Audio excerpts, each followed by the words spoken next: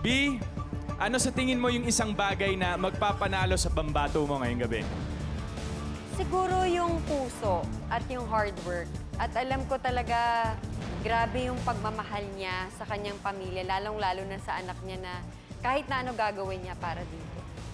At bago natin mapanood ang kanyang pambato, bigyan muna natin ng liwanag kung sino nga ba ang ultimate light artist.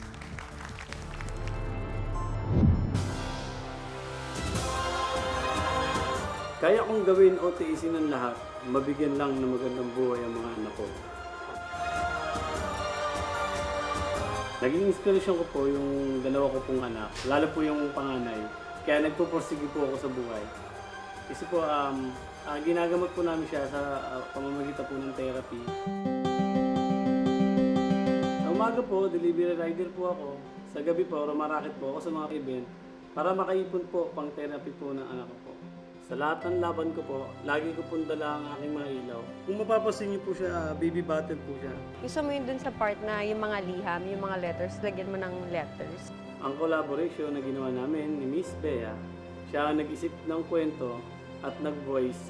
Nakakaiyak siya pag binabasa mo siya. Then ako naman ang nagbigay buhay gamit ang ilaw. Ang challenge dito sa akin, ibang nagbigay ng kwento. Madalas po kasi ako ang gumagawa ng sarili ko pong kwento sa mga dinadrawing ko po. Ang aking pambato para sa Battle to the Top ay si Erwin Reyes.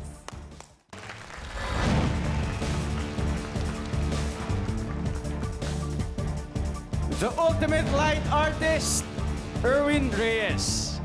Gusto ko lang muna, very curious lang ako dun sa mga voiceovers.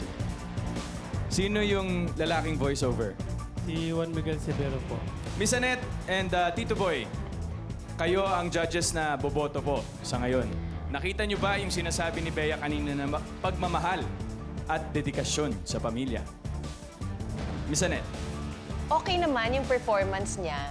Although, mas nagustuhan ko yung unang performance niya dun sa first round. Pero maganda dahil na-execute mo tuloy-tuloy, seamlessly, yung nanarrate ni Bea. So, naipakita mo naman ang kwento sa iyong pagguhit using light. Thank you, Miss Annette.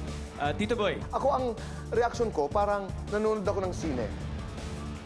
I was attracted to the voice, I was attracted to the spoken word portion of the light art na sa aking pagsasaliksik ay bahagi talaga ng light art.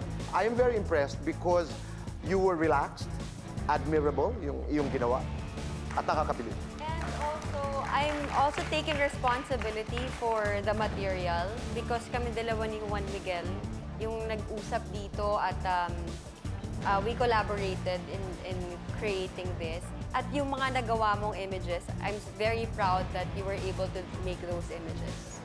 Right. Thank you, Tito Boy. Thank you, B.